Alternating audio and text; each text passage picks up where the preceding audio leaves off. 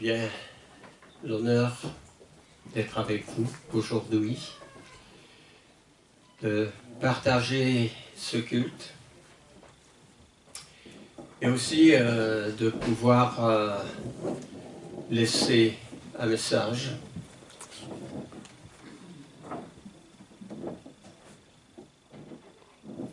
Alors, je salue l'Assemblée, je salue les internautes, je salue tous ceux qui sont auprès comme au loin. Et quand je salue les internautes, de plus en plus, il y en a qui écoutent le message et pas seulement dans l'autre bout du monde, même dans notre pays dans lequel nous vivons.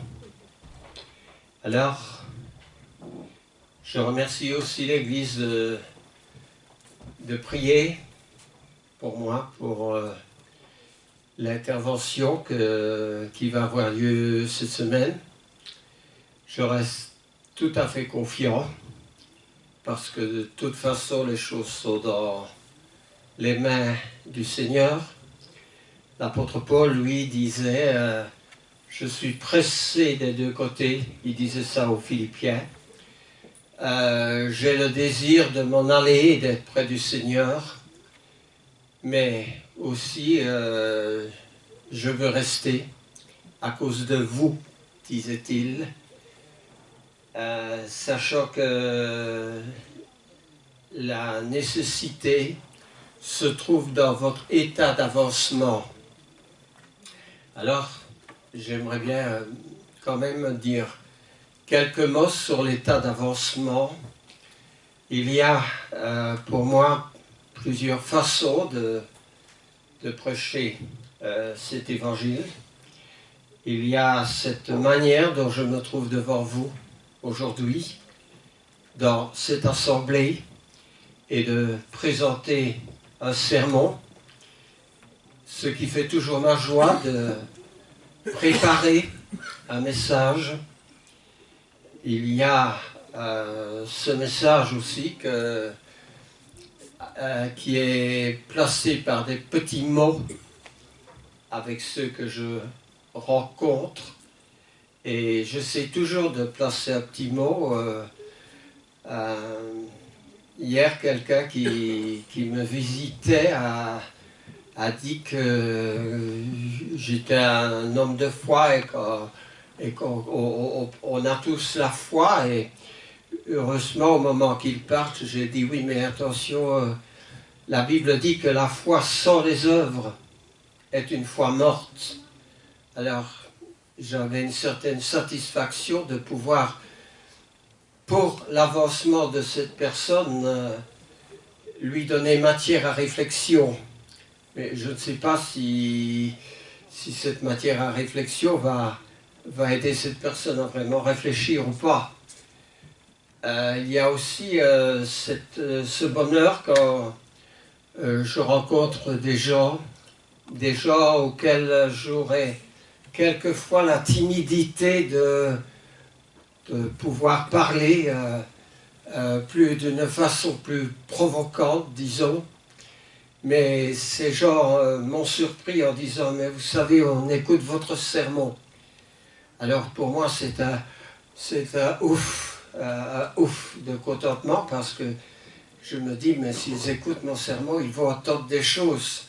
En général, je n'ai pas la langue de bois dans un sermon, et je dis franchement les choses comme elles doivent se présenter. Alors, l'état d'avancement, c'est ça qui est important, c'est que le lendemain soit mieux que le jour avant. Et notre état d'avancement aussi se mesure d'après la parole du Seigneur que nous pouvons remplir dans notre cœur, parce que Jésus dit c'est du cœur que viennent les mauvaises actions. Et aussi, il faut les mauvaises choses du cœur les remplacer par d'autres choses pour qu'il n'y ait pas un vide dans notre cœur, et remplacer par des choses plus spécifiques. Alors, aujourd'hui, je voudrais parler un peu de la destinée, notre destinée. Alors, je vais tout d'abord demander à Charles d'écrire, oui, en quelques mots la destinée, parce qu'on nous dit, quand je regarde, par exemple, le destin, j'ai coupé tout ce qui peut venir par Internet des plus grands dictionnaires. Le destin, c'est la puissance qui, selon certaines croyances, fixerait de façon irrévocable le cours des événements. Alors, là, il y a, comme nous disons, à boire et à manger, fixerait de façon irrévocable le cours de nos événements. Évidemment, si nous décidons de ne pas croire, de ne pas rendre à Christ la place qui lui revient dans notre cœur, nous fixons de manière irrévocable le cours des événements. Parce que selon la parole, il n'y a pas 36 endroits qui seraient notre destinée. Il y a soit le ciel, soit l'enfer. Il y en a beaucoup aujourd'hui qui n'aiment pas entendre ce mot de l'enfer. Alors, ils vont nous dire, ouais, mais l'enfer, ça n'existe pas. C'est une manière pour eux de mettre de côté tout de suite cette destinée de l'enfer. Et lorsque nous écoutons notre Seigneur Jésus-Christ, dans la presque totalité de ses sermons, il va parler, lui, de cette destinée qui est soit le ciel ou soit l'enfer. Et en ce qui concerne le ciel, il y a toujours des conditions. Beaucoup sont d'accord avec nous quand nous parlons du ciel. Tout le monde veut croire au ciel. D'abord parce que tout le monde veut aller retrouver quelqu'un qu'il a aimé ou une disparue. Et pour lui, le ciel, c'est cette manière de revoir la personne qu'il a aimée.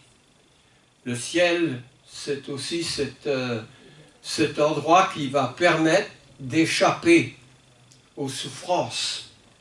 Parce que dans l'esprit de beaucoup, le ciel est un état de félicité, de repos, de jouissance et plein de bonnes choses. Et cela est vrai que c'est un endroit de repos, plein de bonnes choses, où il y a la joie. Mais pas n'importe quelle joie. Et pour accéder dans cet endroit, il ne nous est pas demandé de payer une place, comme si nous allions voir un match de football ou une pièce de théâtre auquel on devrait payer une entrée. Mais il y a quand même une entrée à payer qui est une obéissance, et je vais dire une mise en conformité avec ce que le Seigneur a déterminé pour ceux qui seraient dans cet endroit de félicité.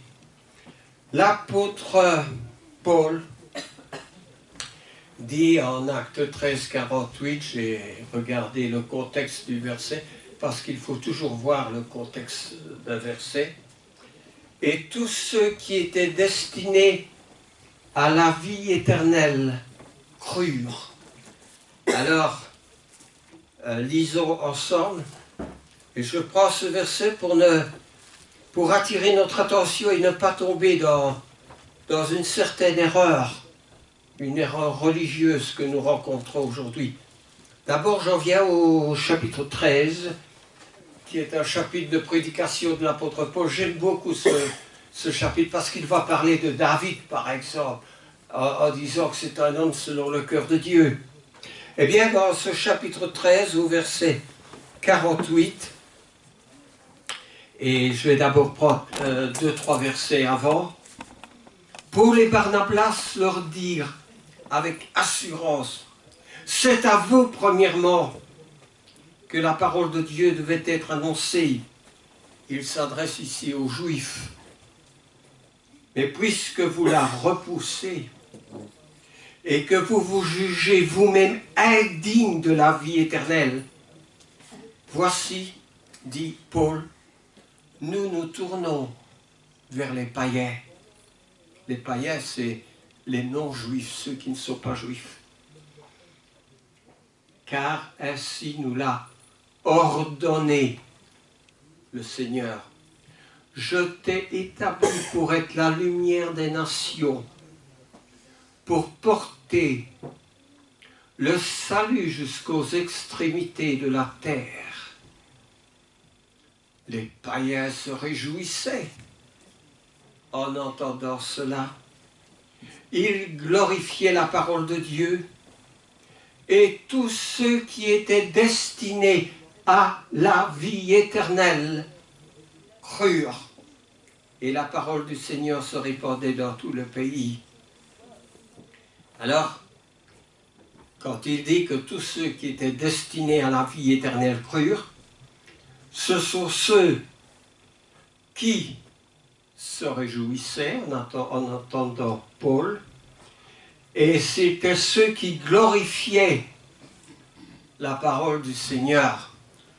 Et il est évident que s'ils glorifiaient la parole du Seigneur, c'est qu'ils faisaient de cette parole du Seigneur leur point de confiance, de foi et d'obéissance. Car c'est de cette manière qu'on peut glorifier la parole du Seigneur. Et évidemment, en se mettant en conformité avec la parole du Seigneur, eh bien, ils étaient, par leur obéissance, destinés à la vie éternelle.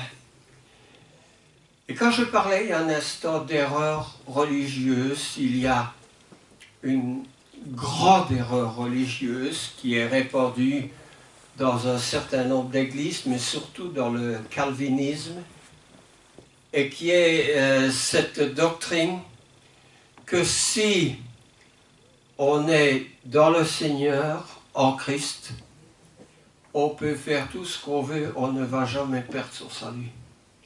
Vous pouvez prêcher, vous pouvez devenir infidèle, vous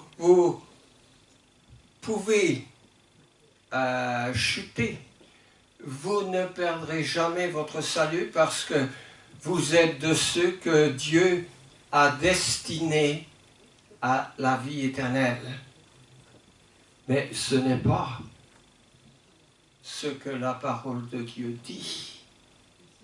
Parce que son salut, on peut le perdre. Jésus dit, celui qui persévérera jusqu'à la fin sera sauvé. N'est-ce pas? Il est dit aussi que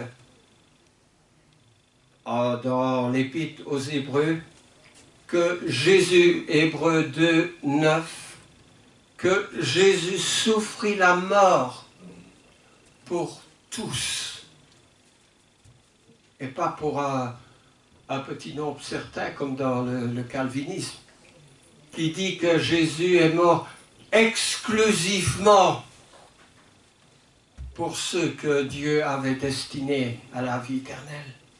Mais c'est faux. Jésus est mort pour tous, à condition que ce tous obéissent à la parole du Seigneur. Mais il y a toujours cette liberté de discernement en obéissant ou en n'obéissant pas. En Romains au chapitre 10, et des versets 14 à 16, les versets 14 même, on peut prendre le 17e verset avec, eh bien je lis pour vous cette parole dans Romains au chapitre 10, qui est à quelques versets bien connus par les chrétiens. Alors, au verset 14, « Comment donc invoqueront-ils celui en qui ils n'ont pas cru? Et comment croiront-ils en celui dont ils n'ont pas entendu parler? Et comment en entendront-ils parler sans prédicateur? Et comment y aura-t-il des prédicateurs s'ils ne sont pas envoyés selon qu'il est écrit? Qu'ils sont beaux les pieds de ceux qui annoncent de bonnes nouvelles, mais tous n'ont pas obéi à la bonne nouvelle. » Il est évident que si on n'entend pas la prédication de la parole, il n'y aura pas de convertis. Si les églises ne prennent pas la responsabilité d'envoyer des prédicateurs, comme par exemple faisait l'église d'Antioche, qui envoyait Paul et Barnabas en mission. Et grâce au fait qu'ils étaient en mission, ils ont répandu l'évangile, ils en ont converti beaucoup d'autres. Mais ce n'était pas uniquement ceux que Dieu destinait à la vie éternelle ou faisait un choix sélectif. C'était ceux qui écoutaient la parole et qui obéissaient à la parole. Alors, il est évident qu'il faut chercher Dieu. Nous tous, nous devons chercher Dieu. Tous les jours, nous devons parler avec lui. Nous devons avoir une relation avec notre Dieu. Hier matin, dans mon jardin, j'avais cette relation avec le Seigneur en disant « Seigneur, je suis prêt à mourir, mais Seigneur, je ne veux pas partir maintenant, je n'ai pas terminé mon travail, Seigneur. Il faut que je reste. J'ai de bonnes raisons, si tu veux bien, Seigneur, que je reste. » Je ne priais pas d'une manière égoïste, « Oh Seigneur, j'ai peur, Seigneur, je veux encore connaître des bons moments pour me réjouir, pour partir en voyage, en vacances peut-être, ou que sais-je. » Ce n'était pas là le but de ma prière, c'était « Seigneur, mon travail n'est pas terminé, il faut que je reste pour l'état d'avancement de l'Église de le Seigneur. » Et il n'y a pas que Verviers, il y a un grand arrondissement, il y a là beaucoup du travail en connexion avec l'Afrique et avec d'autres. Et si le Seigneur veut que nous mourions, soit aujourd'hui, soit demain, nous devons dire, mais je suis prêt, Seigneur. Alors c'est vrai que nous voulons être près du Seigneur, connaître cet état de gloire, de félicité.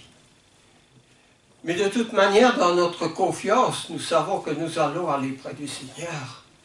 Et ma prière était, Seigneur, laisse-moi terminer ce que j'ai commencé.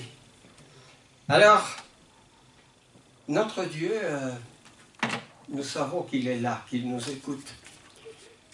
Le prophète Ésaïe dit que Dieu est un Dieu qui se cache. C'est en Ésaïe 45, et le verset 15, que notre Dieu est un Dieu qui se cache. Avez-vous cette impression?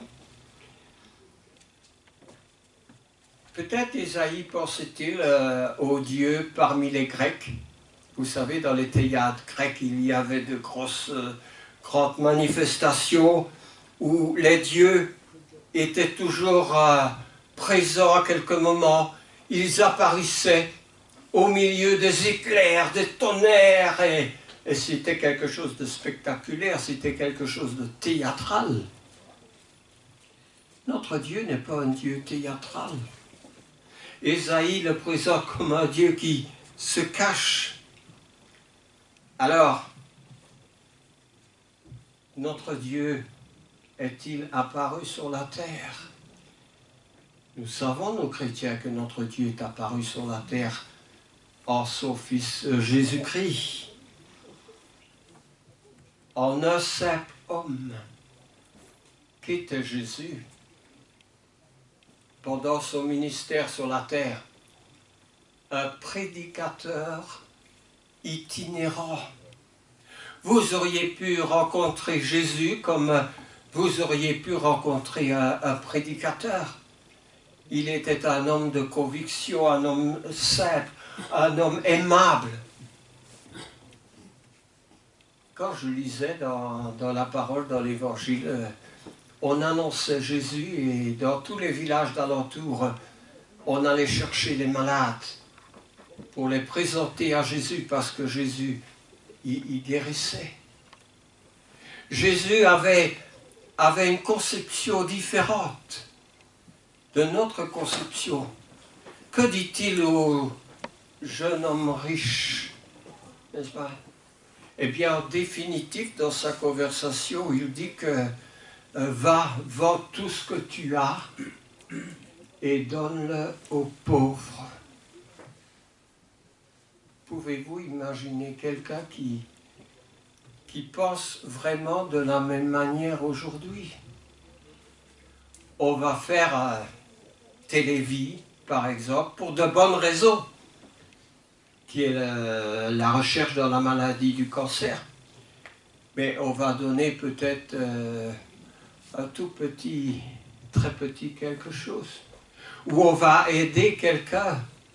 On va soutenir une mission quelque part dans l'Afrique. Pour autant que, comme peut-être pour la collecte, ça ne nous revienne pas trop cher. Pour autant que nous ne devions pas vraiment ouvrir notre bourse et commencer à réfléchir. Mais Jésus, à ce jeune homme riche, vends tes biens et donne-les aux pauvres. Aujourd'hui, on se moque presque des pauvres, des migrants, de tous ceux qui pourraient marcher sur notre territoire. Alors quelquefois, il faut penser à Jésus. Quand nous disons, nous voulons suivre Jésus. Nous voulons, comme si souvent les apôtres l'écrivent, avoir l'esprit de Christ en nous. Eh bien, l'esprit de Christ, il est bien différent de notre esprit. Et je ne dis pas cela seulement en tant qu'un prédicateur qui est obligé de lancer des grands mots et des grandes phrases. Quand je lis ces choses dans l'Évangile, c'est pour moi un état de réflexion. Comment je peux mieux faire encore? Alors, Jésus, bien sûr, il était le Fils de Dieu, il était Dieu, mais il était aussi un homme.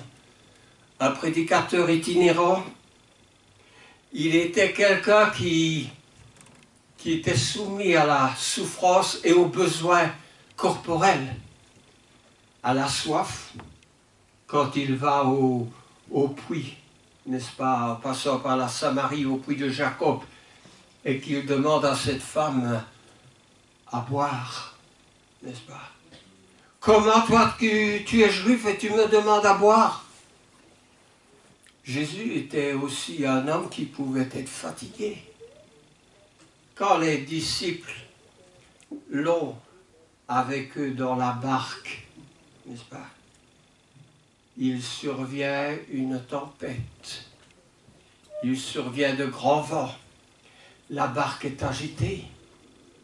Et Jésus, il dort à la proue de cette barque. Il dort profondément parce qu'il est fatigué. Et lorsque ses disciples, ses apôtres ont peur, ils vont secouer Jésus. « Maître, nous périssons, fais quelque chose !» Et Jésus est réveillé, n'est-ce pas? À ce moment-là, il se redresse et puis il parle aux éléments déchaînés. Il leur dit en quelque sorte, taisez-vous, cessez, apaisez-vous. Et les premiers qui sont étonnés, ce sont les disciples eux-mêmes, n'est-ce pas? Comment est-ce possible? Il parle au vent, il parle à la mer, et les éléments lui obéissent. C'est un peu paradoxal, hein, de voir ces éléments déchaînés et ce Jésus, homme, en train de se restaurer, de prendre du repos, et puis de devoir l'éveiller. Pourquoi l'ont-ils éveillé? Pourquoi l'ont-ils réveillé? Ben, ils l'ont réveillé parce qu'ils avaient confiance en lui. Ils connaissaient sa puissance. Ils savaient que lui, il allait changer les choses. Et s'il pouvait changer les choses à ce moment-là, aujourd'hui, maintenant, Jésus peut encore changer les choses. Parce que Dieu est le même hier, aujourd'hui et éternellement. N'est-ce pas? Alors oui, notre Dieu est un Dieu qui se cache, mais qui est le maître de la destinée. Et il demande notre confiance en lui. Mais pourquoi Dieu est-il un Dieu qui se cache? Pourquoi notre Dieu se cache-t-il? Eh bien, peut-être, et moi je l'ai placé en tête de mes réflexions, avant tout pour respecter notre liberté. Pour respecter notre liberté. Et je vais mettre ça en second lieu, pour nous offrir le choix de choisir, l'option de choisir. Peut-être troisièmement, pour éviter de robotiser les êtres humains que nous sommes et qui n'auraient d'autre alternative que d'être obligés de croire. Dans ce sens-là, Dieu ne veut pas que nous soyons obligés de croire. Croire, le servir, c'est un choix que Dieu nous laisse, que Dieu nous donne. Si vous êtes ici aujourd'hui, vous vous êtes levé de grand matin peut-être, vous avez pris votre voiture et vous êtes venu parce que c'est un choix. Un choix que Dieu respecte, un choix qui glorifie notre Dieu. Oui Seigneur, je suis là, à ton service.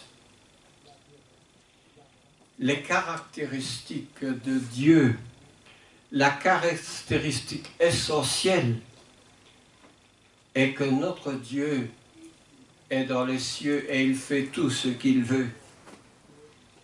Dieu créa l'homme à son image. Mais Dieu est aussi un Dieu prévenant. Et c'est une grande qualité quand quelqu'un est quelqu'un de prévenant. Comment Dieu est-il un Dieu prévenant en créant avec l'argile cet être humain? Eh bien, Dieu lui dit, parce que Dieu lui a donné la faculté de communiquer, et Dieu lui dit, tu pourras manger de tous les arbres du jardin. Mais disent-ils, celui-là n'en mange pas, n'y touche pas, car le jour où tu en mangeras, tu mourras. Notre Dieu est un Dieu prévenant. Et il faut tenir compte de cette prévenance. Pourquoi? Parce que les conséquences sont fâcheuses quand on ne tient pas compte. Nos premiers parents, c'est-à-dire ceux que nous appelons nos premiers parents, Adam et Ève, devaient dès le départ discerner le bon choix. Il y avait le choix de l'obéissance, une obéissance qui la maintenait dans la dépendance de Dieu, ou bien goûter à l'interdit, ou écouter la voix du serpent qui leur promettait de devenir comme des dieux. De devenir comme des dieux.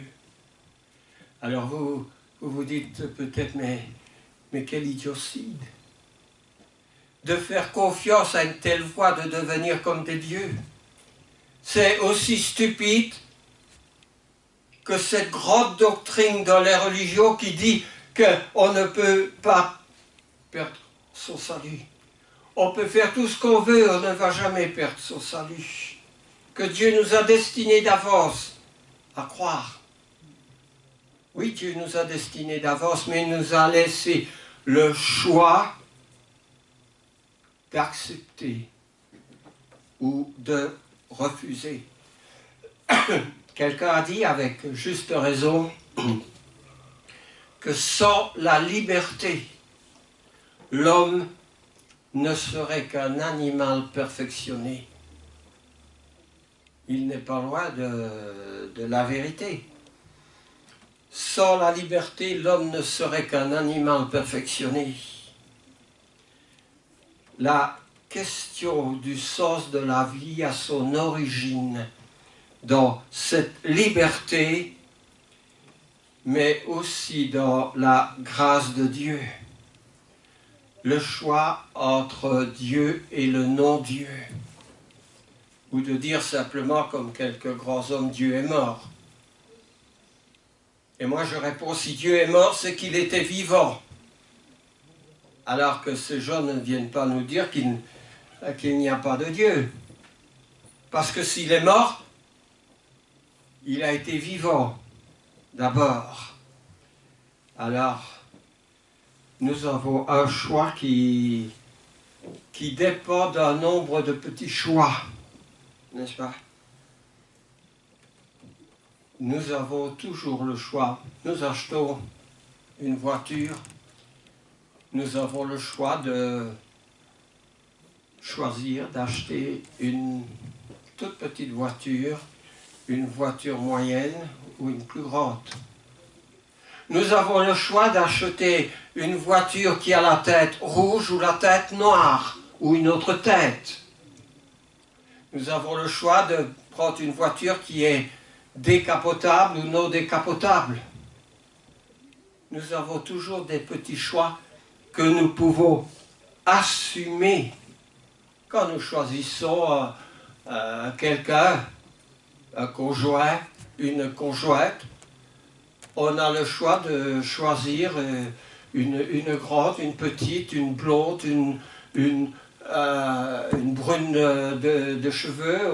On a une multitude de choix. Une personne qui est intelligente, une personne qui a de la connaissance, une personne qui est active ou une personne qui est intellectuelle. Nous avons tout ce choix, mais c'est à nous à faire le bon choix. Et si nous avons cette habitude de faire de bons petits choix, nous pouvons faire aussi le choix de Dieu. La première fois que je suis venu à l'église, c'était pour une invitation. Une personne m'invitait, je n'ai pas répondu à son invitation, elle a réinvité, et après une troisième fois, j'ai dit je vais aller à l'église, comme ça cette personne, elle va me laisser tranquille la prochaine fois. Et quand je me suis assis sur le banc et que j'ai écouté, c'était quoi? Oh, je ne me souviens pas exactement de la page de l'enseignement, mais je peux vous dire une chose. Je peux vous résumer cette chose que j'ai entendue. C'était des merveilles de Dieu. J'ai entendu beaucoup de bonnes choses dans ma vie, des choses qui m'ont fait plaisir, que ce soit des choix, que ce soit du théâtre, que ce soit des bonnes paroles. Mais toujours, lorsque j'entends les choses qui viennent de la Bible, ce sont des choses, ce sont des merveilles, les merveilles de Dieu. Et ces merveilles aujourd'hui, je les serre près de mon cœur. Je peux aller en vacances, je peux aller dans n'importe quel pays dans le monde entier, ou je peux aller à l'hôpital. Quelquefois, dans notre vie, il y a cette destination qui est à l'hôpital, mais toujours, avant même ma valise, je serre ta parole contre mon cœur, Seigneur. Et cette parole sera toujours là à ma portée. Que je sois dans l'avion, sur un bateau, à l'hôpital, n'importe où. Ta parole, Seigneur. C'est une merveille et je sais que, en tant que guide, c'est un vrai GPS qui va me conduire dans la félicité éternelle. C'est là notre destinée, c'est là notre destin, c'est là notre bon choix. Que Dieu bénisse sa parole. Amen. Amen. Amen.